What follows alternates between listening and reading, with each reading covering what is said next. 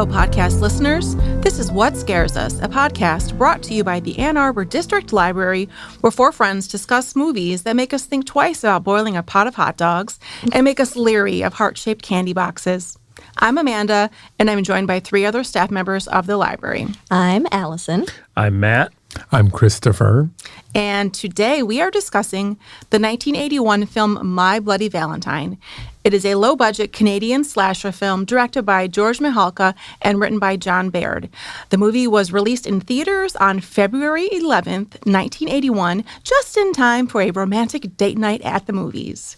What is this movie about? Well, briefly, it is about a group of young adults, not teenagers, who throw a Valentine's Day party only to have it ruined by a killer in mining gear who goes on a killing spree seeking revenge. So, before we get into it, here are a few fun facts. There are a lot. The original cut of the movie faced censorship due to violence and gore, and the MPAA had 9 minutes cut from the film. Apparently, the footage exists but was never released. But in 2009, Lionsgate put out an edition that included an extra 3 minutes of restored bloody footage, and that uncut version is actually on ADL's Blu-ray, which is nice. The film was actually called The Secret, but the producers changed it to My Bloody Valentine to go along with the holiday serial killer trend, like Black Christmas, Halloween, and Friday the 13th.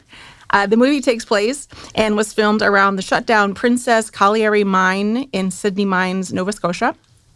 The crew kept the identity of the killer a secret from the cast members until the end of production, when the final scene was shot. Pretty cool. The director said that the most difficult element of filming the movie was in the mines. Located 2,700 feet underground, filming in the mine was a lengthy process, as due to limited space in the elevators, it would take an hour to transport the cast and crew down to the location. Also, the methane levels underground, due to that, the lighting had to be carefully planned, as the number of bulbs that could be safely utilized was limited.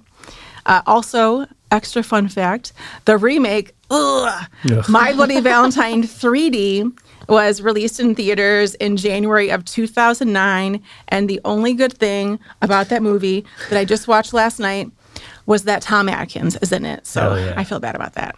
My Bloody Valentine. Before we get into it and discuss spoilers and every little thing we want to say about this movie, what is you all's relationship to this film? Had you seen it before? Or? I had seen it before many times. I love this movie.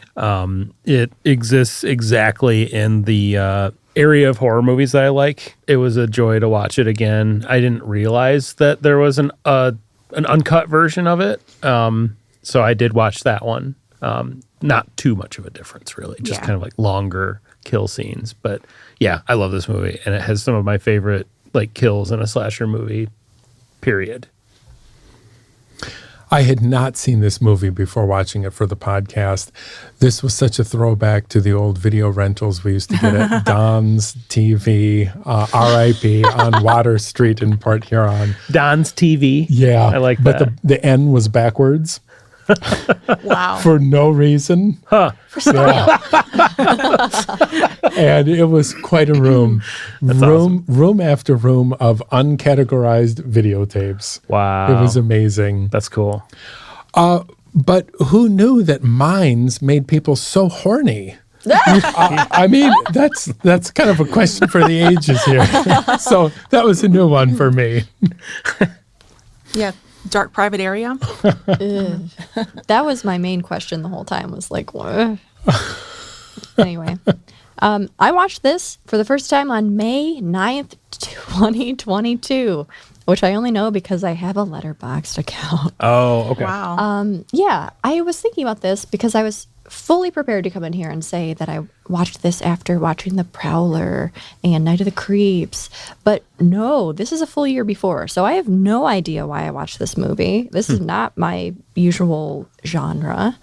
But I think maybe I watched it after watching Black Christmas for the first time. I also watched Prom Night, which if... Okay, those all kind of set in the same like time period vibe. And plot. Yes. Yeah. Yes. Yeah, that good old slasher formula. Well, this movie came out in early 81, and Friday the 13th came out less than a year before that.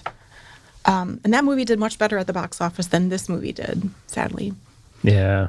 I really liked this movie. That's why I picked it. I don't watch it every year for spooky season, but the first time I watched it, I was just in love with it. There's no pun intended. It still has the slasher and some of the tropes that go along with that. But this one hit a little bit different. I like that it's set in a small town and you kind of get to know more of the main characters, the group of young folks. You get to know them a little bit more. They're not just like throwaway people. I mean, I still couldn't remember everybody's name. Or anybody's name. I was like, gun to my head. I couldn't tell you anybody's name. Yeah. So we'll be using some abbreviations for some of the folks. But I like that about the movie. And I also like that it was, the people were young adults. They were young adults who were beyond like high school, like college age-ish, who were working in the mines. I like that it was young adults versus teens, which I think was cool. And it wasn't just quick kills. Like in My Bloody Valentine 3D, which I'm not going to compare this very much, but in that one, it's instantly so many bodies. Mm-hmm. And for here, it's like they're spread throughout. There's more of this intensity about waiting to see who was going to die. Yeah. Which that was cool. Plus, I mean, trying to figure out like who the killer was kind of fun. Yeah, I had seen this movie only 2 years ago, but I still had no recollection of who the killer was. And it was so, like, half my notes are like, oh, it's this guy. Wait a second. This guy's weird. Yeah. And that makes for a good movie when you're doing that. Yeah. Yep. Yeah, the mystery element of it, like, actually works, which usually these movies are pretty predictable. And like you just said, I've seen this movie at least 5 times.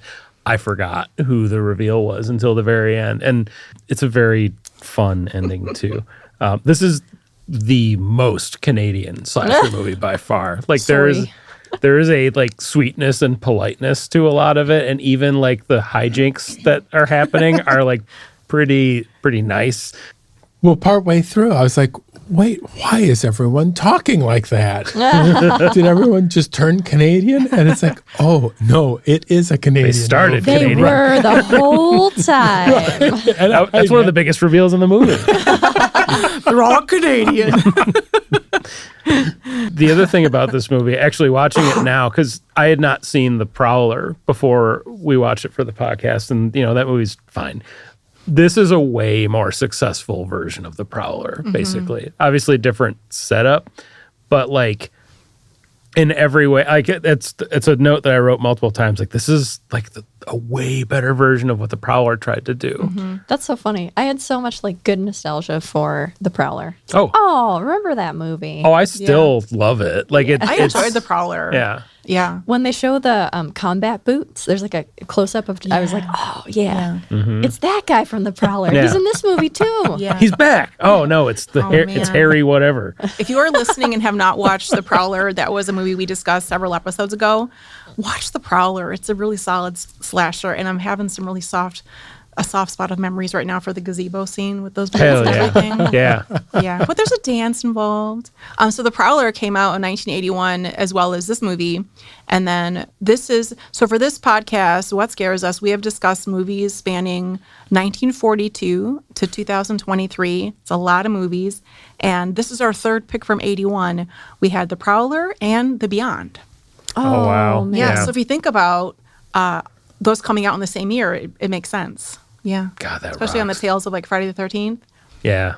Yeah, meanwhile, Black Christmas, what was that, 75, 76? No, 74. Mm-hmm. Black Christmas came out in 74. Groundbreaking. And The Fog is in that. Anyway, like we sit right in the late 70s, early 80s. Yeah, we're in that for a lot sweet of spot. these. Yeah, so here we go. You guys ready? So if you are, for some reason, listening and we're thinking about watching this movie and you weren't sure, just pause, go watch the movie. It's only like an hour and a half, or the extra 3-minute version if you can find it. Watch the extra stuff online if you can, because it's good. And then come back and we'll talk movie about length. it. Yeah, 90 minutes. Hour and a half. Seriously. Easy Beautiful, commitment. Beautiful. All right, so let's set this up. Where are we at? The credits open on a scene in the mines where what appears to be workers in black suits and gas masks are walking through. They stop. One undresses, revealing a beautiful blonde woman with a heart tattoo on her chest, and lust is in the air. The masked miner then kills her by piercing the tattoo. She screams, great close-up, roll title card. We are then at the mines on a workday, and the crew is just getting off shift and head to town for drinks. We see a sign on the side of the road that says, "Welcome to Valentine Bluffs, the little town with a big heart." Once in town, we see banners for the big Valentine's dance. The miners then get to the hall where the ladies are decorating for the dance. We also meet an older Mabel and the mayor who are discussing that it's the first Valentine's Day dance in 20 years. We also meet the chief. The mayor receives an anonymous gift, that a human heart and a note warning. From the heart comes a warning filled with bloody good cheer. Remember what happened as the 14th draws near. So that sets up our movie. We got a little bit of background, we meet some characters, and we've got some blood. So I'm sorry, I still missed what was happening at the very beginning of the movie with the first murder. That was the murderer that we learn at the end of the movie, It's right? present day, yes. So he's back, he lured someone into the mine, and then the heart that the sheriff gets is her heart. Yes. Yes, I believe so. Yes, the heart. That's why, because the first time I watched this, I also was curious about the timeline of which masked killer that was. Right. But when the sheriff or the chief receives a box, and then the coroner, whoever, confirms that it's a female 30-year-old heart, and so then that it ties it in that was that woman. Okay. I mean, at this point, watching it, we don't know all of that yet. Right. But Right. Okay. Yeah. After having seen the whole movie, I still wasn't quite sure who that was because we don't know because they're wearing a mask. Yeah, and it's like it's almost presented in like a almost like a non sequitur where it's just like here's a thing that happened. Right. Okay. It doesn't feel like it directly connects, but I think you're right that it's like it is her heart that we see in the box. Right. And he has the most "it can't be happening" reaction. It's some of the acting in this, and I say this affectionately, is so wooden and bad. And like it's part of the movie's charm for me is like it sucks. Some of the acting in this just out and out sucks. we needed a Richard Dreyfuss in the coroner's office. Yeah. A la Jaws. The coroner, I know that we haven't quite gotten to that part yet, but at one point the coroner says, "The hell are you guys doing with a loose heart?" and actually that scene, the way that it starts is the chief looking really incredulously at a brain in a jar. Right. So I think this is one of two kind of missed horror opportunities in the movie. You get the heart, and somehow we have all the tension and horror sapped out of the scene, in my opinion. And this comes up again later on in the movie. But, and it's okay. It's just an odd directorial choice, I think. There's no music that really accentuates the horror. There's no jumping or screaming. It's just like, oh, stupid. Somebody sent us a heart again. This looks bad. We got to cancel the dance. Do you know what I mean? I absolutely agree. There, like when you listen to the score for this movie on its own, like it's pretty neat, but they barely utilize it. Right. Like there's only like 4 pieces of music they made for it. One of them is that really lovey-dovey thing that plays at the lake later.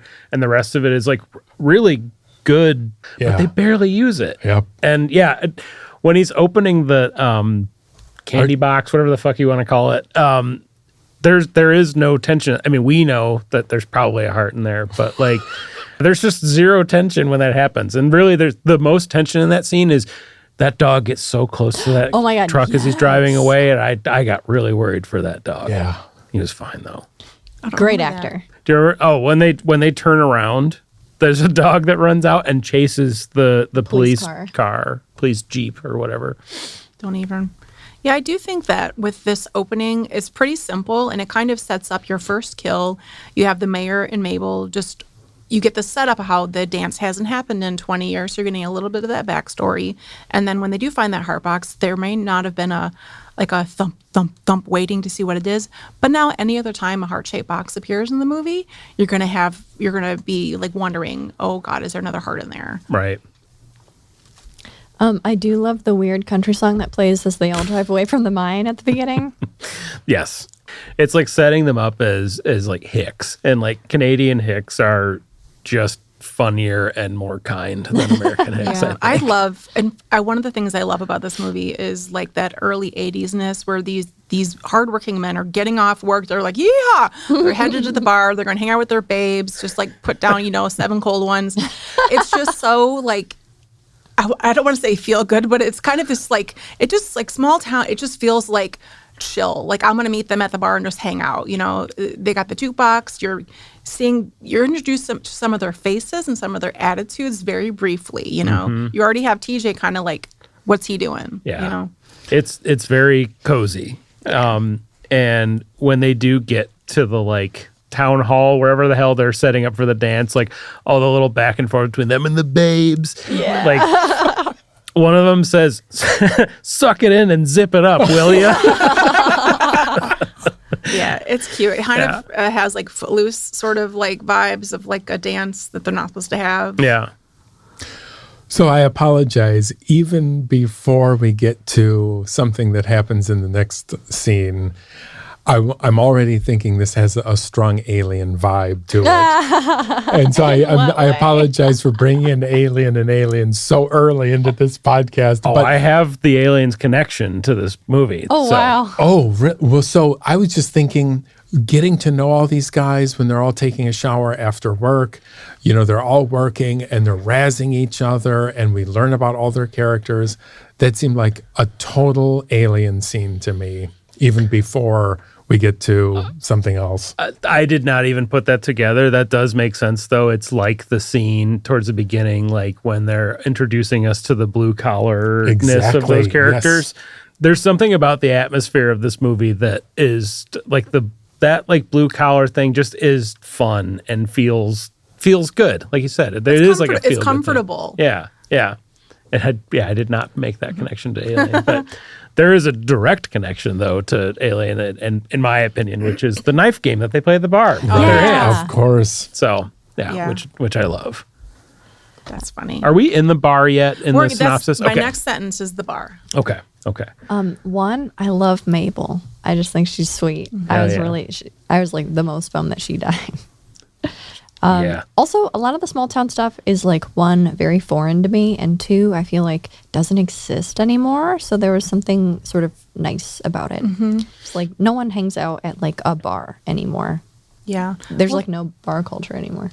And I've been listening to the Stephen King book From a Buick 8 on audio, and I'm back in that descriptive characters thing that Stephen King does so long-winded and wonderfully. And so watching this movie in the middle of that, I felt like I was kind of in a Stephen King book a little bit, just like with the characters and the small town and like the bar. And then in the next section we're getting to with the bartender's story. Yeah. I just thought it'd be really cool. I was feeling bad. It's like, oh, all the miners have a girlfriend except for this one? There are no other girls in town? Or like, what is this? Well, the mayor's going after Mabel. Yeah. Yes. Oh, no, it's the police. The chief. It's Chief Newbie. The chief likes. Is that his name? Yes. Oh, jeez. It's so good. That's lovely. Well, do you guys want to go hang out at the bar in the next scene? Yes. Hell yeah. All right. I do want to hang out at that bar with all of those Canadians. Oh, it looks fun. It does. All right, so we open on the gang in a bustling night at the bar. The bartender then tells the tale of what happened at the last Valentine's Day dance 20 years ago. It had been a tradition for 100 years. Everyone was there except for 7 miners who were at the mine. 2 supervisors left 5 men below, and the tunnels exploded, burying the 5 men alive. Weeks later, they find 1 man alive, Harry Warden. He then spent time in a mental hospital, and a year later, he came back to town, murdered the 2 supervisors, and put their hearts in heart-shaped candy boxes. There was a warning note from Harry to never hold another Valentine's dance again. So every February 14th, Harry comes back to town, waiting in the mine, looking for someone to kill. And that's the gist of the bartender. And that's such a cool scene. And I thought I recognized that actor from something, but he was not. He wasn't what I thought he was. The bartender? Yeah. The doomsayer guy? I'm not sure. But he was in Black Christmas. I didn't recognize him from that, but he was in Black Christmas. Yeah. Oh. And actually, this was his last movie. Yeah, the bartender comes in play later again, but this was the last movie he filmed the year before he died. Wow. Yeah. Yeah, I love this bar scene a lot. There is one confusing thing during the like doomsayer part where he's talking about one man survived but there are two distinct people alive at that point. Like the guy that screams, who kind of looks like Richard Dreyfuss, and then the guy that's eating the arm. Those are just different guys.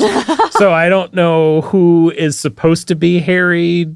The hell's the guy's name again? Warden. I thought the guy Warden. eating the arm was Harry. Okay, but who was the guy that screamed? Good. It doesn't matter. It does not matter. I'm asking for clarification on something that doesn't Well, if matter. there was only one person left alive, I don't know how that would make sense. Yeah, it doesn't matter. They were probably like, Effects. we filmed a guy doing the scream directly into the camera, and damn it, we're going to use it. Push the button, we're hearing a scream. Exactly. I also love the concept that he comes back every year to kill somebody, but he's also he's in a hospital supposedly the whole time. Right. And I just love the idea that he comes back for 20 years just waiting. Yeah. And then he goes home at the end of the night like, He's just like, "Oh, all right, they didn't have the dance. I can they go home. listened to me this time, Thank but next goodness. time." Yeah. Yes, in small pieces like that, there's not. It doesn't quite make sense, the rules of when Harry comes out and how many people he kills and who and why. Right. But it doesn't matter. Doesn't It's also matter. like an urban legend. So like, of course yeah, like, exactly. it makes sense. And all the young folks who are like, "Hey, telling stories, and that never happens," and yeah, Right. Yeah, it's a little bit like Scooby-Doo, isn't Yes. it? Yes. yeah. Oh, I've got Scooby-Doo in my notes for later. For sure. Yeah, this is a Scooby-Doo. Matt already said the word hijinks, so Which there are a lot in this movie. yeah. It is. It's like Scooby-Doo and like Dukes of Hazzard. Like had a baby. Oh, Scooby-Doo, Dukes of Hazzard, and Friday the 13th. The Prowler. Oh, the Prowler. And the That's even Prowler, better. Yeah. And that is filmmaking Yeah. influence. I do really like the part where Harry was chewing on that arm. I feel like that was one of the scenes that was cut out or not included before, or was it in the original? I think it was in the original. I love that. I did too. I love that the guy says, "It could be you. I know what I'm saying." I'm going to start saying that all the time. I know what I'm saying. That bartender, nobody wants to hear him. He's just going on again. But I guess the young folks were gathered around listening to him when he was going on. You Right. could tell he's done that many a time in that bar. Yeah. My note, I thought this guy was the killer after that. It's like, well, this guy's... Exactly. And there's a bunch of that in this. It's like this guy knows so much about this killer. My mind was a total blank watching this. Like, I mean, good. not trying to figure out anyone, who the killer was. Even at the end of the movie, the director says, "Well, we're down to 2 possible killers." I'm thinking, oh, really? I was thinking it was someone that we hadn't even met before. Oh. But all of you know how to read a movie. And during the movie, too, like at some point, like I'm like, oh, it's the mayor. Oh, it's the chief. I never thought it was the bartender, though, for some reason. I had no idea. I never thought it was any of the women either. No. No. Well, even in the bar scene, we get the introduction of the anxiety with like TJ, and he's kind of lurking off in the back. He just got back from somewhere, and you can tell like there's some tension with him and another guy and the girls and stuff, which I thought was a good setup too. That's right. Yeah, But at the time, I was like, "Oh, TJ did it. Look at him. It's him. He's, I had he's that the lone thought wolf." too. But then what would But they his set that up. motivation be? You know what I mean? That was the part that I kept coming back to. Is like, why? He's crazy. yeah, he's Oh, awfully, he's quiet and hanging out by himself for 5 seconds. Right. but he's so forceful playing that Skittles game. He's That is doing a not bad job. How That is you not play how you play Skittles. it. Oh my God! Well, he's ticked off. Axel stole his lady. Yeah. He's ticked Yeah. off. And Axel has a shitty attitude about it. He's like, I took her and she's mine. Yeah. You just have to be okay with that. Axel is the worst actor in this to me. Yeah. He's pretty bad. Cool name, not a cool character. Very, very cool. Cool name, not a cool character, not a great actor. Yeah. Not a cool dude either. Yeah. No. Honestly, neither of them are particularly cool. Yeah. Sarah should probably stay away from both of them. All of She them. should probably move. She yeah. should move. Yeah, She can't. she should just date Hollis. Yeah. Yes. Hell I really yeah. wanted him to like be like our final girl, but sorry, Hollis. Yeah. Yeah. TJ's dad says, "That's too bad. It's not my fault he couldn't make it on his own. But now that he's back here, he's my son and he's working in the mine." Yeah. Yeah, Rough. this is Wow. a bleak town. Yeah. TJ's dad is brutal. Why Yeah. would you? He's like 19 years old. And he's like, oh, he couldn't make it. All right. So next up, we are in a lab with the mayor, I guess the coroner's office, with the mayor and the chief. And it is confirmed that the heart found in the box was that of a 30-year-old female. And they ponder whether Harry Warden escaped and did it. We then 30 years old? Is that how old they all are? To me, these I would Probably guess around there. I would say I thought they were like 24, 25. I thought they were a little further on. Well, just like young working class folks who, the college period, like after high school. That's what Yeah. I was thinking they were. I mean, they all look like they're 30. Yeah, they do. Anyways, they determined that the heart of a woman was 30. So How do you tell that? he's a coroner. I guess. You do facts. You You can tell. count the rings on them. Yeah. Yeah. I I know we just go with it. I'm asking too many questions. Well, I think they do with any death investigation. They can figure out, like, time of death, whether it's male, female, or whatever. By looking at the heart? I don't know. I don't either. Let's phone a friend on this. I don't know. Let's call phone a coroner. Let's call the coroner. I just hope they found the rest of her. Yeah. Yeah, I don't know. It's interesting because we don't get any of that, which is actually kind of cool that we don't see all of that. Maybe Axel ate her. Ugh. All right, so we've got the chief and the mayor pondering whether Harry Warden escaped and did it. And then we go to the laundromat, you guys. We're at the laundromat where Mabel is alone. Oh. And a figure in mining gear heads inside and leaves a heart-shaped box on the counter. And then Mabel is murdered with a pickaxe. Separate from that, the guys are hanging out. TJ and Axel get into it over Axel dating Sarah now. Backstory, TJ dated her before he left town and then returned. It is now one day before the dance. It is the 13th. We learn that the institution where Harry Warden was committed to 20 years ago has no records of his existence or ever being there. The chief heads to the laundromat and finds Mabel's body in a running dryer. The chief wants to keep the fact that Harry's back a secret to avoid panic. They get a warning from the killer to cancel the dance or a third person dies. The dance is then officially canceled and the hall is locked. TJ and Sarah enjoy a tender moment at the lake. The gang is then hanging out at the bar and they decide, screw it, we're having a Valentine's Day party instead at the mine. Great spot to have it. So the bartender, separately, he rigs up a fake Harry Warden to scare the gang later on. And then he is actually killed by the killer in that same spot. And that is the last thing we see before we get to February 14th. A lot happening. Some real good kills in that. Oh, man, that chunk. laundromat. Oh, yeah.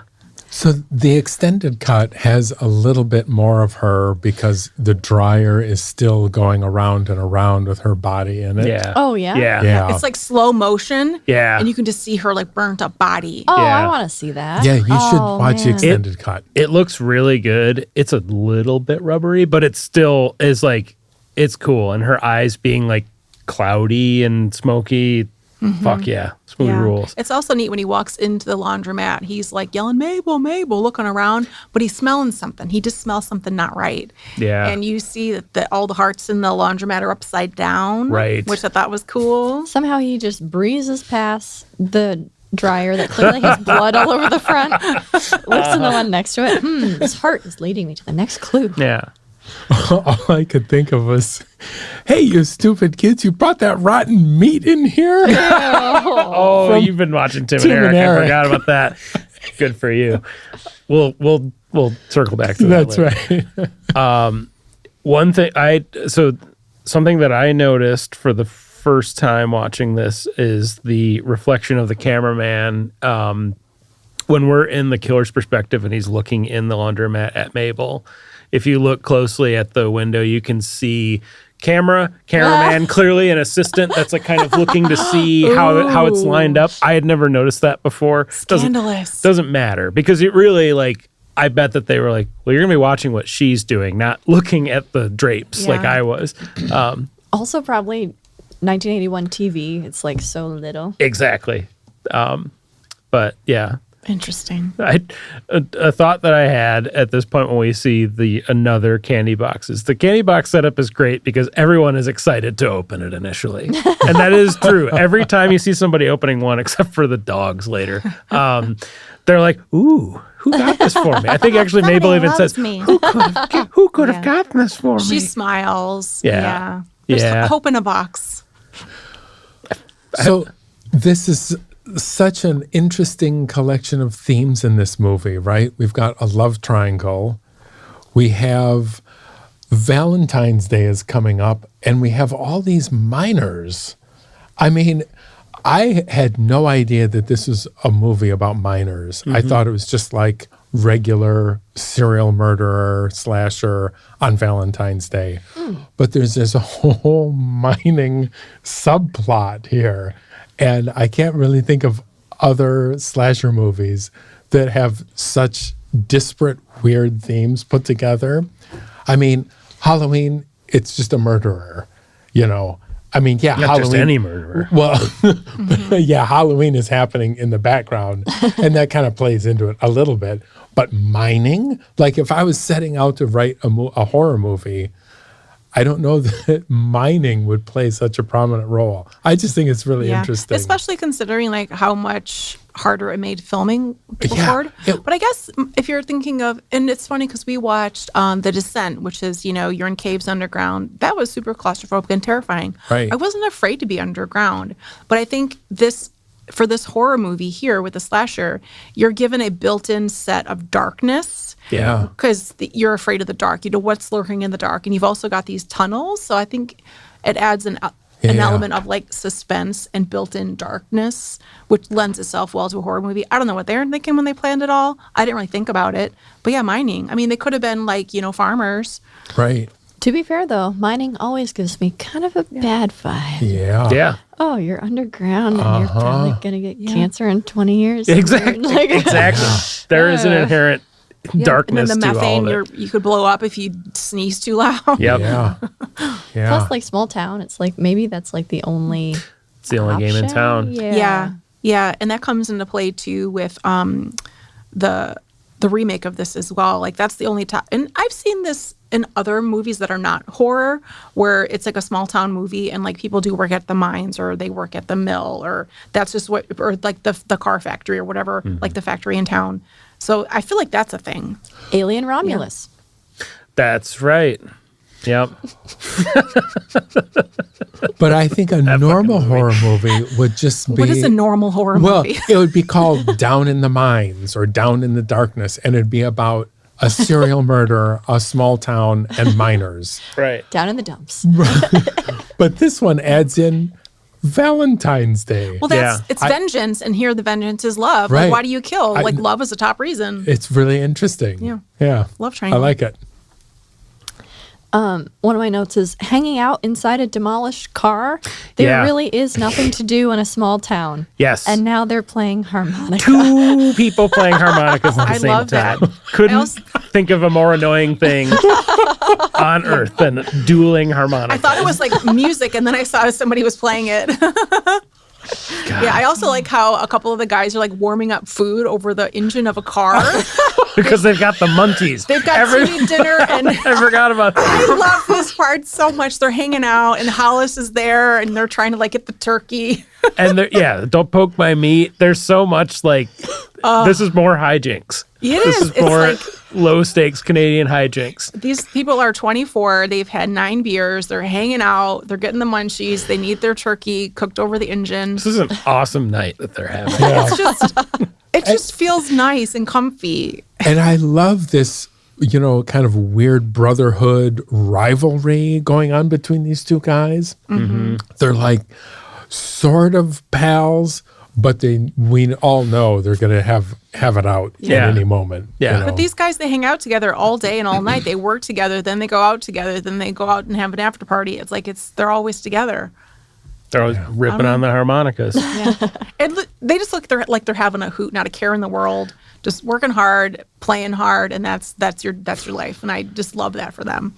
That's so funny. One of my notes is that I could really just give a rat's ass about this love story. The love story, that's like the weakest That's link. true. I that was where I wrote, like, both of these guys suck. Don't go for either of them. Yeah. That little cheesy lakeside scene, that was a little out of place. And I'm like, oh, what are we doing? Having a little love song and we're just at the waterside. And I swear, though, that was a hallmark of some of these really early movies. Yeah. Have you ever watched Chooper? I've Oh, God. never heard of Chooper. What is Trooper? Chupacabra? No, Chooper. It's a very, very bizarre movie. Right in the middle of the movie, they go to the rodeo and they just have this wonderful day out at the rodeo that has nothing whatsoever to do with the plot. And it almost seemed like this whole lovey-dovey scene at the lake was like that, with this soft music. Yeah. Is this Yeah. movie also called Blood Shack? Oh, yeah. Yeah, we got it from Don's. Oh, it's It was Australian. called Chooper. Huh. All three of us immediately turned to our laptops and started furiously typing Yeah. Chupa. The Trooper. I think, though, with the Oh, lakeside no, it's scene, American. the chopper is, sorry. Chooper. The chopper is Australian, wrong movie. Oh, yeah. But I think with the lake scene, or with this little tender moment they're having, it sort of gives you more information about the love triangle, or like why TJ left after he's back, and how Yeah. she still has feelings for him. And if she's going to be with him, then they have to get rid of Axel. So I think Get rid of him. I don't know. Anyways, yeah, it's dumb, but whatever. Maybe that's what Yeah. they're trying to do. Yeah. So I loved how much mileage the bartender got out of his own gag, man. Oh, his gag. Fuck yeah. He He was in it. He went back to it like 3 times. Oh my! He was so proud of himself. He was so proud of himself. I mean, I would have been pretty proud of that. He was so proud. But also, like, as a first-time viewer, he does it 3 times, and the 4th time, it's like the real person. That's good. Yeah. I thought that was a good little scare. And that is the 4th time. So you're like really not expecting it. Exactly. And I'm like, no, not. I think that was my most sympathetic kill. Like, well, Mabel and like Yeah. the bartender. Poor Mabel. Yeah. Somehow that Valentine survived in her body in the dryer, which I didn't really understand why that didn't burn up. But Somehow he doesn't smell her cooking in there. Uh-huh. Jeez. Yeah, and they like randomly pull it out of like her burnt up body where cavity. somewhere, yeah. I Ugh. actually want to go back and watch that again. But Man, that dryer scene is good. Some good gore. yeah, you bet.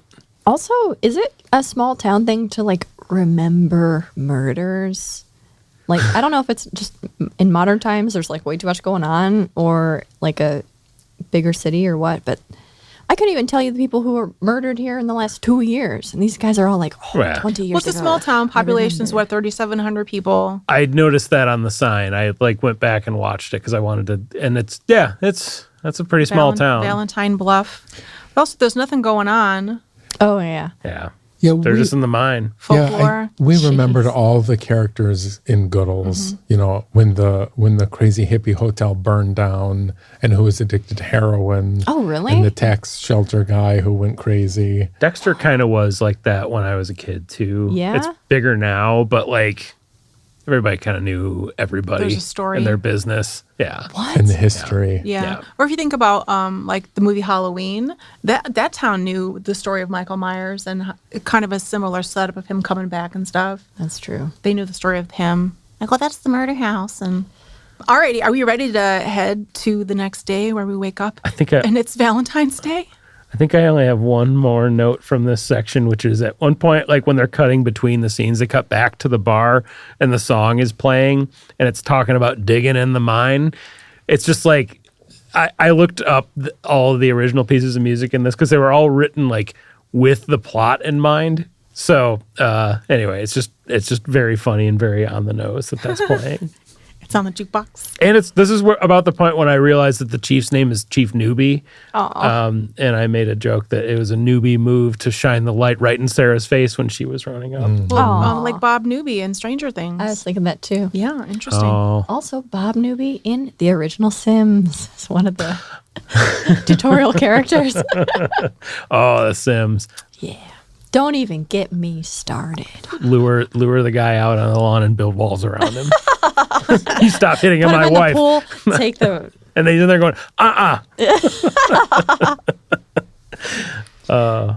All right. Well, next up, we open on February 14th, the day of the big party. The gang arrives at the mine with party provisions, and they get right to it. The chief gets another human heart in a heart-shaped box, and this time, it's not a heart. It's chocolates from Mabel. The party continues. They're chilling. And in the kitchen, the masked killer boils the head of one of the gang. Meanwhile, the chief says he has a feeling about the mine and wants to go check it out, but not before finding a heart-shaped box with a heart in it, warning him that he didn't stop the party. And the chief says, "What party?" Back at the party, TJ, Sarah, and Axel get into it once again. Axel storms off. Two others are off making out, and the guy leaves. The girl sees the body of the bartender fall from above. The killer then puts her head through a hose nozzle and kills her. Then the guy comes back, and now this is when the chief is officially headed to the mine. We didn't talk about how the asylum knows nothing about. Yeah, that's a weird loophole. Yeah. They Like, you're going to make me check the microfilm? Yeah, right. Then and like they eventually like wrap it up and explain it in a way that's like that's not how that would work. But yeah, they have dodgy records there clearly. It makes, because even later when we find out, like, oh, he died 5 years ago. Oh, where did that come from? Right. Was it the microfilm lady? Yep. Yeah. She I finally fired that thing up and The chief you were onto something. went up to the second Yeah, floor. right. Well, the chief was expecting her call, so. Mm-hmm. I also love how we get that kill so early in the kitchen. It's very early when the party started. Yeah, I love that with the freaking hot dogs. you bet. So think about how they filmed that. They had a camera, then they had a glass-bottomed pot with hot dogs floating around in it, and then someone's face in there. That was kind of a cool It's pretty cool. scene, isn't it? Yeah, it's very You know? cool. I do think it's one of the worst ways to die. That would be a bad way to go. Waterborne via hot dog water. So in the And they're just like slapping your face as they come up with the bubbles. And he's not drowning. He's being scalded. You can see his face peeling off. yeah, so in the extended cut, you see it much more graphically. Oh, really? Yeah. Oh, Yeah. my God. You should Why didn't I watch it. watch Yeah, this? Allison, The kills are longer, All the all of them. kills make way more sense Yeah. when you see the.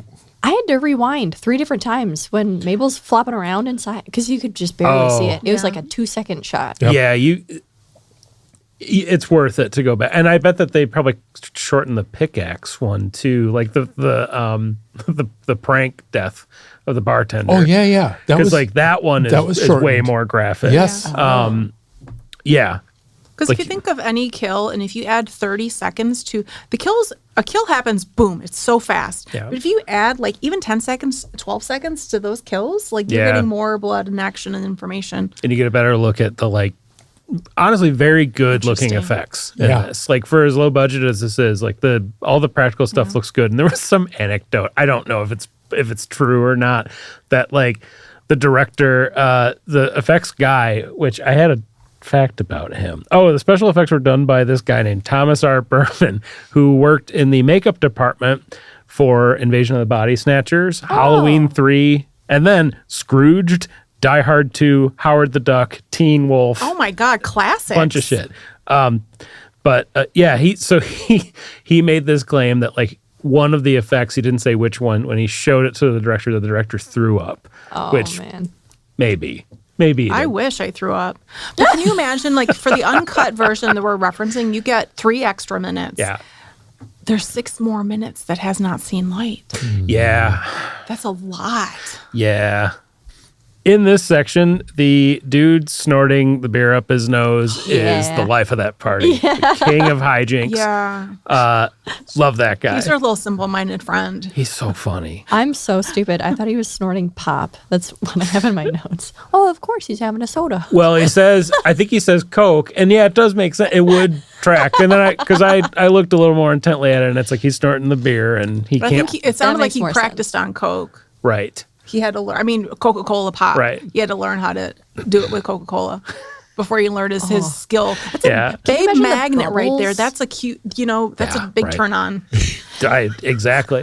He also comes to the party and he yells, "It's party time!" Yes. I'm going to start doing that too. Dude, classic. Everybody 80s. loves that. I know what I'm talking about, and whew, it's party time. So the scene right after that kid gets boiled with the hot dogs, and then they find his heart in the hot dogs, and his whole head is in the freezer. But they don't see him in the Oh, I freezer love at that. first. I know. So Right.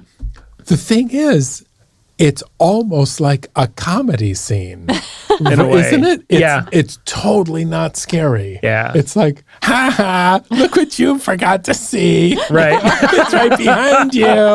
Lips. So it's just a curious choice because there's no tension. It is almost funny that someone didn't see that, It's almost like the killer went to all this trouble and none of it worked on them. Yeah. It's like he put the heart in there, be like, this is gonna gross him out, and they're just like, oh, what You a ripped heart. the hot dogs. Somebody's goofing, and then they never find it. So I imagine him just like with his hands on his hips, going, Should have teamed up with that bartender guy. I know who really understands the part. Yeah. They find him eventually. It just takes a second. Yeah. They're busy. Right. Yeah, I thought it was cool though when he opened the freezer and you could see the head in there, and you're like, because you open it and you see the head in the freezer, you're like, oh yeah, they're gonna see it, and then some doofus comes and opens, hey, it closes it back up, and you're like, no, there's a head in there. Right. I like doing that as a watcher. I also love how Axel starts crying outside, and as he leaves, he cracks a beer on his way out. Yeah. Oh, he's Sweet. mad. He loves Sarah. Yeah. he's a jerk. Does he? Also, just deal with it. You know what I Yeah. mean? Grow up. He can't. No, he can't. I do the couple that does sneak off and they're making out and the girl's like, we need a couple of beers, and he leaves. I love this. Some of the shots are really cool. The overhead of all the mining clothes, and Yeah. I don't know how a mine works or how why are all the clothes hanging up like that? Yeah, why- But what I was the love that purpose? shot of it. And then eventually when she's alone and gets scared and they all just start dropping and you see black outfits and masks coming down and you're like, oh, is that him? Is that him? I thought that was really, really cool. That was a scary scene. I like that. I forget there is a practical explanation for that with the soot and the stuff that comes off of you in the mine where they do suspend them. I don't remember what the exact explanation is. I think it's just a safety precaution thing. Unerring It ended up chemical being thing? a really cool set piece. It was a cool visual for sure. Everything with that couple, I love it. The kill of her is so great because when you see that's just naturally that spigot is gonna come out of her head. Yeah. Also, when the guy comes back with the beers, he just is going, "Hey, all right!" he is still in party mode, which made me laugh real big. And then it sets us up for your last act is going to be down in the mine, and that's cool. That's a cool, scary set piece. I love this movie, and I love this part of this movie a lot because you just have all of these really great kills that all look really good. You really should go and watch the extended ones because they're so cool. They look and you get such good looks at all of them. Man. Yeah, so here the extended scene or the extended footage is also great. It's gory, it's nasty, but I have to say, with the cut here, it's really, really artistic when you just watch the regular version because you see just her silhouette and you see water and blood coming out of the silhouette and you know what that implies. You don't see her mouth. Right. You don't see her mouth. Or it shooting out of her mouth. No. Right. I Yeah. mean, it's, Boring. yeah. But apparently cinematic. Yeah, both. Yeah, I mean, it's High really art. cool to see both of them. Yeah. I want blood. I want blood. Oh, so did anyone else think that Hollis was a lot like the announcer in RoboCop? I don't know who that is. You know, the guy who always says, "I'd buy that for $1." I did not make that connection, but I do like it. Yeah, because he's so loud and animated, and he's got that mustache. I don't remember. I love Hollis's mustache. Though. Okay. I noticed we all know who Hollis's name is. We know his name. The other scene that I thought was pretty artistic was the original flashback towards the beginning of the movie. Like all the flashback scenes are shot from like a really low angle, and they just look sweet. Yeah. All right, well, I think we're ready to head on further into the party and see what's going on. Into the mine. All right, so we left off with the chief heading to the mine. The chief is on his way, and the party is still happening.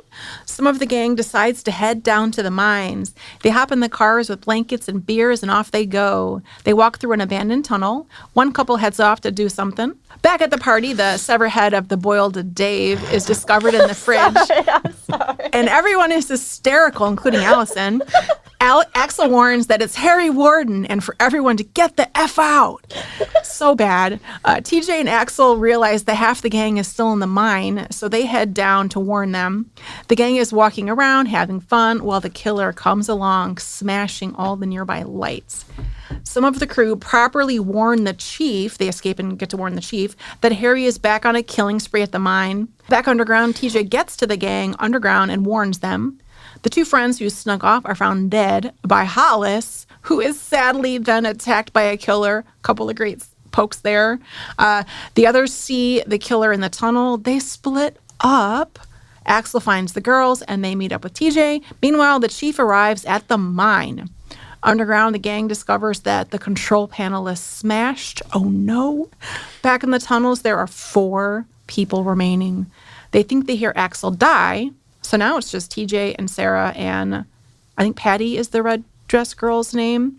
They head off together, and we'll leave it right there before we get to our final 15 minutes of the big reveal. A lot going boiled on. Dave. Put it on your menu. So I only realized this when I watched this scene another time, that at one point the minor murderer is coming. He's getting closer and closer, and then he turns down a side passage. Yeah. And then a minute later, Axel shows up. And I didn't think anything of it the first time I saw it. I just thought, oh, well, people are coming and going, you know. It's just, it's a mine. Yeah, it's a mine. That's what happens in the mine. So, and then when I rewatched it, I thought that was a really cool decision, because as a viewer, you're so tense, you're really not following what's going on. Mm-hmm. But then you look back and it's like, aha, there's a clue. Well, also when TJ and Axel, they leave together down the elevator shaft, go down the mine together to go find the girls or find everybody. And we don't see Axel for a while. We just see TJ for a good chunk where he's running around trying to help people. That's true. Mm-hmm. So that was the first instance of them being separated too. So they set up a couple good things. I think we're at the drowning scene, right? Yeah, So. Oh, yeah, right. That was not too clear for me. So probably Axel threw his helmet light in the water and it sank with bubbles. Uh-huh. Okay. Something like that. Axel, Yeah. he faked his death. checking. He Yeah, faked his death. right. So see, I still thought that the murderer, had come by and thrown Axel, off, broke the railing, threw him. Right. Is that what you guys thought too? That's what I think you're supposed to think. Yeah. Yeah. Okay. And I've seen this movie, but I just noticed in my notes that it said Axel's off-screen death is curious. Because I'm a fucking idiot, apparently. But yeah, it's like, I can't remember exactly what the line is there. It's just like, oh, that's like 50 feet deep. Oh, he couldn't have survived that or something. Right. And I'm not going in there. It's 60 feet deep. Well, and it's like, I guess if you're someone in the audience in 1981 and you've been told over and over again the killer's name, who I still can't remember, Henry Warden. Harry Warden. Henry's his brother. Oh, Just kidding. Who didn't kill anybody. He just lived a totally normal life in the small town. He wrote all the music. Yeah. He wrote the ballad about his brother that plays at the end of this movie. Yeah, like it's like they're treating it like Michael Myers. They keep saying his name. They keep saying that Harry's back. So you're looking, you're not expecting this to be a whodunit or a like Scooby-Doo, rip the mask off his head and show that it was this guy all along. Right. So, yeah, in that sense, that part of this movie works really well, even though it's hokey and it's been done a million other times, probably to better effect. Yeah. It does a good job of playing that trick on you, where Yeah. you're like, "Oh, Harry just drowned Axel. Oh no." Yeah. That's That's what I thought. Right. Which is that's I think that's a smart, interesting moviegoer choice. Yep. You know. Yeah. There's also the at one point the goofball is tasked with watching the girls, Oh and my you can tell that God. he is not going to do a good job. He doesn't do a good job. He even knows he's not Yeah. going to. Yeah. It's- Why am I in charge of the girls? yeah. Right. So here again, the extended, minute or 30 seconds or whatever with the couple having sex, you see that it makes much more sense. And then when Hollis gets attacked, that also makes much more sense. When he just stumbles out half dying, I'm like, he looks all right to me. Yeah. You You know? don't see him getting. You don't see him get The- two with the- bolts to the head, Yeah. which that is a tough way to go. Yeah. Two of them, and you think he's dead, and then he stumbles out. Yeah. Those Yeah. are good scenes. That's a brutal one. Sad. Yeah. I was really bummed when he died too. Yeah. Yeah. At some point, TJ says, "You know the rule: no women in the mine," which made me question the lady at the very beginning of the movie. I assumed she was also a miner, but are you telling me that she dressed up in all of the gear and then went down to the mine just to take it off and show off her Super- terrible heart tattoo? Super into role playing. I thought, I like- just thought it was a role play. Yeah. That's a lot of work. Yeah. I feel like that's got to be heavy. Probably. And you also have to find the right one that will fit Yeah. Yeah. Plus, it's an hour down there. That's But I was also or wondering whatever. Yeah. if she is getting dressed up or taking a tour with. I mean, I guess she knew who the person was, and that person was playing the game at that point too. Did she know who the person was? I'm Like, did guessing. she know it was? I literally just thought about it right now, and I think she probably knew who that person. I think her and that person under the helmet. I think they knew each other, and she thought she was going to do sexy role play and go down and get it on with him. She doesn't care about Sarah at all. No, Dang. I don't know. She's 30. She's we advanced. never find out who she is. No, No. I just was thinking about that right now. I'd never thought about it before. Yeah. That's part of what makes me Yeah. feel like it's just this non sequitur that has Yeah. nothing to do with the characters that we see. Right. But Harry Warden's actually down there. He's Yeah. like, damn it. But This that is This my guy's time. stealing my thunder. But that is the present was day my killer, idea. though. Right. I think it sets that up because of her heart being found. She's the first dead person, the first Yeah, heart we find. it couldn't be anybody else Yeah. unless it's And also then you find out about Harry Warden. You're like, oh, it was Harry who murdered that girl in the tunnel. Also, I think about a small town. Also, this is kind of like the kids deciding, or not the kids, the young adults, the gang, as I keep saying, they decide to have the party here. It's private. It's separate. They can do whatever, like in the little, hall party room. But also it's dark. They can go down there. So maybe the girl who died initially, maybe Yeah. this was, it's like a free, dark place to go to make out. These kids are all making out all over the place in this dirty, nasty mine. So dusty. that It's one just couple sick. says they only need 10 minutes. Yeah. Woof. I don't know. Something about mining. Yeah, man. There's nowhere else to go. Like, where's the bowling alley? yeah. Also, watching all yeah. of them on the little minecart Uh-huh. train, I was like, wow, there really is nothing to do in this town. And also, like, you think there'd be like a point, like the point, like, let's go to the point. Well, how about the make lake? out, the makeout spot? TJ, yeah, that's a the- great makeout the lake. spot. Yeah. It's like Where are they geographically? Canada. Oh, yeah. I They're don't in know. Nova I don't know Scotia. exactly where. Forgot. They're in Nova Scotia. Anyways, but maybe it's more fun to do it in the mine. Well, they're also dumb as hell because they're like, let's go to the abandoned part. Yeah. Why? It's Yeah. just dark rocks. Like, They're what wrong. do you... But the abandoned part is where Harry Warden was. That's where they were trapped. That's why it's blocked off and has all the white powder on the side. That's you right. won't catch me there. That's for sure. yeah. Well, because if you're, again, you for the last 20 years, most of your adult life, you've heard this story of, oh, Harry Warden and murders and blah, blah, Valentine's Day. And so if you're like drunk with your friends hanging out in this nasty mine or this dark area, and then, hey, let's go there. It's kind of like the haunted house, or like going to the Michael Myers house, or going to the house in It. Like it's the I thing that dare you has to the knock on lore. the door. The thing that yes, exactly. So that's what it is. Like, hey, guys, go in there, and they're doing it because that's what you do, right? Yeah. Right. Yeah. I don't know. That's a bit of a tirade, but you know what I mean. Yeah. I like it. We're also treated at this point to that weird thing in the 70s and 80s where if somebody is upset, they slap the other person Oh, to get yeah? them to snap out of it, which has never felt like a good thing. It will always be weird to me. But it worked, I guess. Even Moonstruck. Oh, snap out of it. Doesn't Cher slap him? I And think- say, Slaps snap Nicolas out of Cage. it. Oh, Yeah. yeah. Yeah. Love that. All right, you guys ready to end it? All right, final movie. Who's our murderer? Finish him. All right, so TJ and the two girls who are remaining, they are continuing on, but TJ sends the two girls ahead.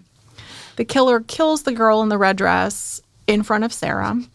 Sarah is now the final girl, and she runs off. TJ finds her. Above ground, the chief's support crew shows up, a huge posse, and they storm the mine with their flashlights. While TJ and Sarah are running away, the killer is right behind. TJ and the killer fight. Sarah pulls off the killer's mask. Dun, dun, dun! It's Axel. TJ asks why, and we see a flashback of young Axel watching his father being killed by Harry Warden on Valentine's Day from under the bed. We then see Axel cut off his arm in order to escape being trapped in the mine. He runs off and says, Harry, I'm coming. This whole town is going to die. And he whispers, Sarah, my bloody Valentine. And it ends with him cackling. And then our beautiful credits and amazing song roll. So there's our big reveal. Hell yeah. It literally took until TJ is fighting the killer for me to realize they were not the same person. The slowest and least athletic fight of all time. It's like It was so slow. yeah, and this last act, everything slows down. It's like after the girl in the red dress gets killed, Sarah is in no hurry to get away. She is like there's like a cut where she's just kind of like sauntering alone, seemingly in another part of the mine. I also have a note that when the cops all arrive, it's like they were all given the direction. Every one of you just talk. Just start talking. They're all just going, rabble, rabble, rabble, rabble, rabble. And it's a good scene to rewind. It's very funny. Also, the chief like hung out on top and waited for everybody to come. It seemed like forever they were under the mines running around by themselves before the Yeah. chief even gets there. Yeah. And he Like- spots the blood on the cart, which I think is really funny. He's just a good cop. So I really liked Patty's paralysis on the ladder. That seemed totally real. If the four of us Yes. are ever trapped in a mine, that would be me. Yeah. I'm going to be slapping all of you. Sorry. Snap out of it. And I will have run off and been beheaded. So, like the goofball. My head's going to be in the freezer due to the hot dogs. I'll slap you, Christopher. It's fine. You're right though, and I actually like that she's just like, here, I'll go up right up behind you, like Yeah. I'll be right there. You know, that is So Sarah's good. a good friend. I also didn't know why they were trying to escape up the ladder.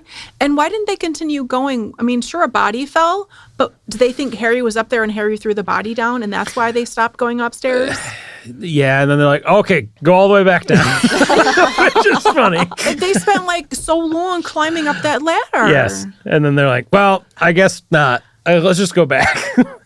So was Axel at the head of that chain of people? Is he the one that pulled the body? Axel, well, they thought he already drowned. They thought Axel drowned. Right. They thought Harry killed Axel in that fake drowning scene. Right. This is after the drowning scene? That was the last section. This is the. Yeah. Oh, okay. Right now it's just TJ and the two girls trying to get out. All right, that Yeah. makes sense. This part of the movie really does feel like the scene in every Scooby-Doo where it's the hallway with all the doors on the side and they're just going in and out of the doors like, Yes. in random patterns. That is a very yes. That's You can- exactly right. You can see a lot of the scenes get repeated too Yeah. if you watch it. Yes. Oh, yeah. My Yeah. notes are 15 minutes of them just running around. Yep. Yeah. Well, they had to make it an hour and a half. He had even given them like some sort of pep talk. It's like, you have to listen to me or to get out of this alive or something like that. And then they don't seem to know exactly where they're going for the rest of it. Yeah.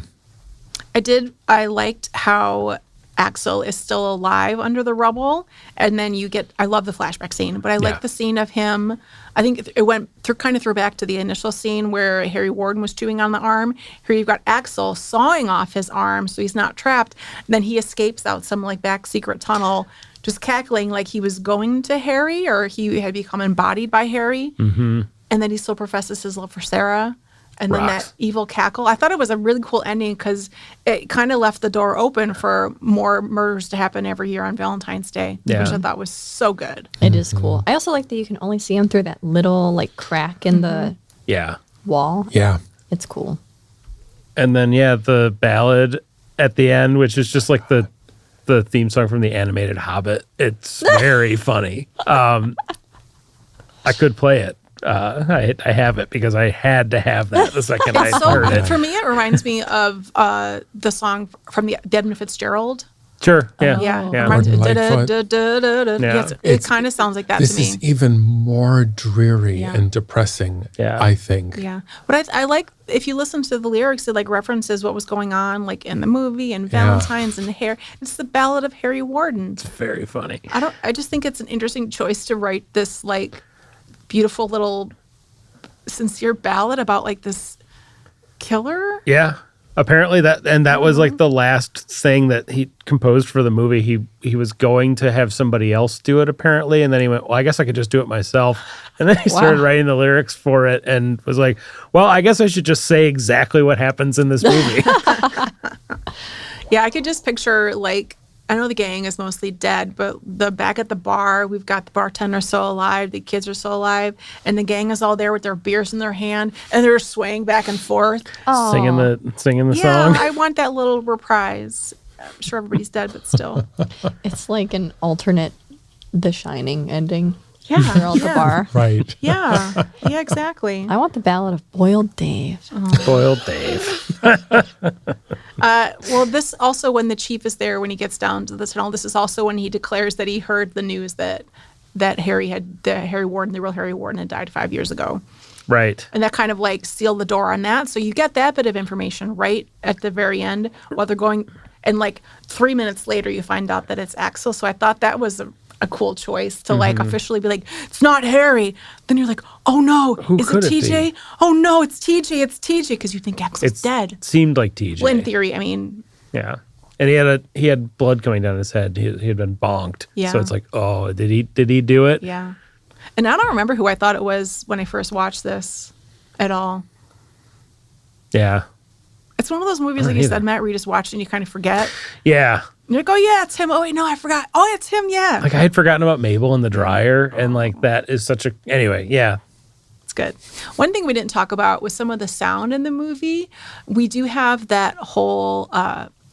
the killer breathing behind the mask, that Darth Vader, like Michael Myers breathing behind the mask, which I thought was cool. Very. You're down in the mines. It's dark. It's, like, drippy and wet, and you just hear that. Yeah.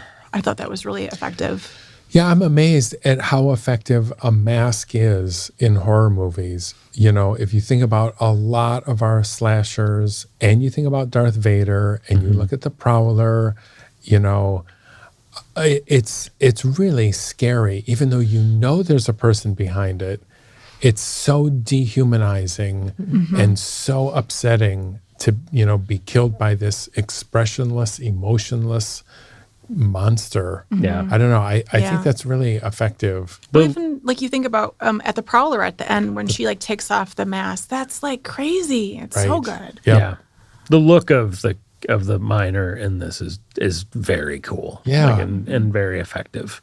All the bad guys are at Party City like, They're going out of which one business. is mine? Where's everybody going to buy their killer masks now? Or the Yeah. Scream. That's another one. Yeah. There you go.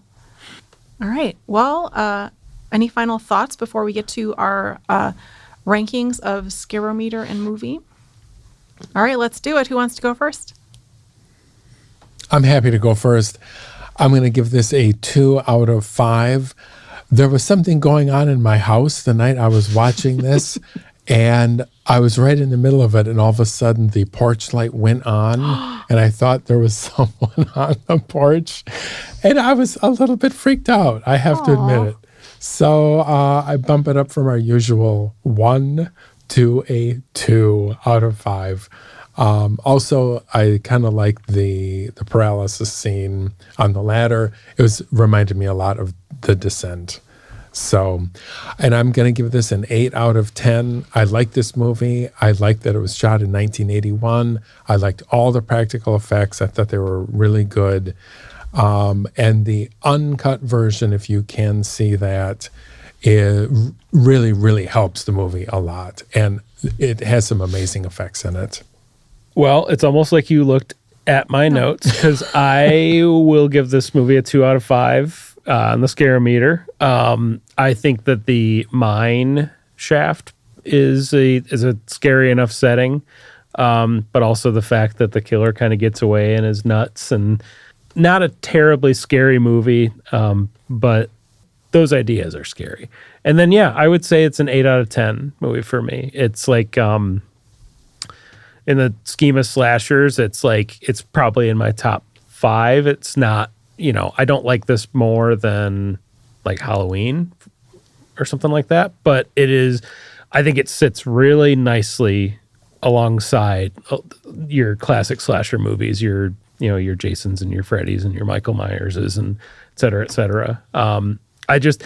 I don't know. I love how Canadian this movie feels. I do. And there's something about it that just is very comfortable and Yay, Moosehead. Brought to you by Moosehead Beer. Exactly. But yeah, 8 out of 10 and 2 out of 5 for me. I'm going to give this a 1 out of 5 because it is not scary. Yeah. Yep. And then for my rating, the inclusion of Boiled Dave is a huge plus for this movie.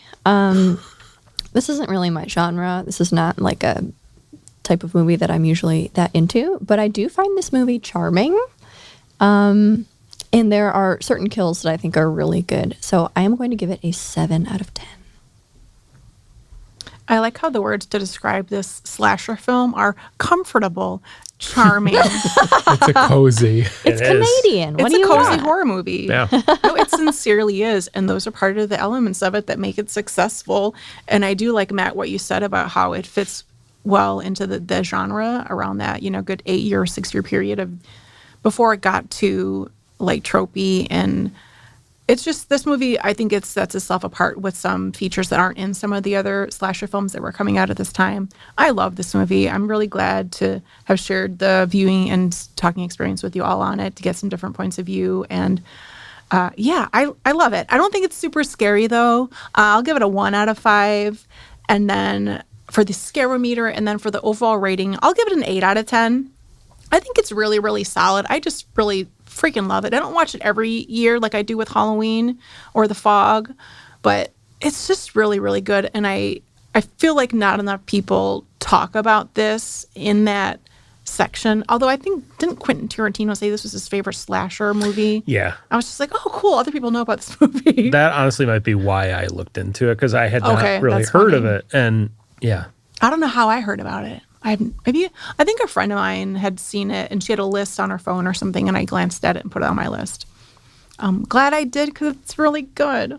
It's just delightful, and you can skip the 3D one because it's poop. Yeah, it is.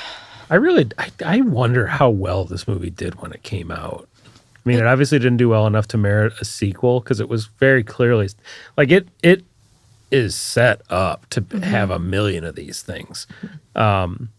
Yeah, no, it did not do very well. And it came out like 8 or 9 months after Friday the 13th originally came out. And that movie did really good at the box office. Yeah.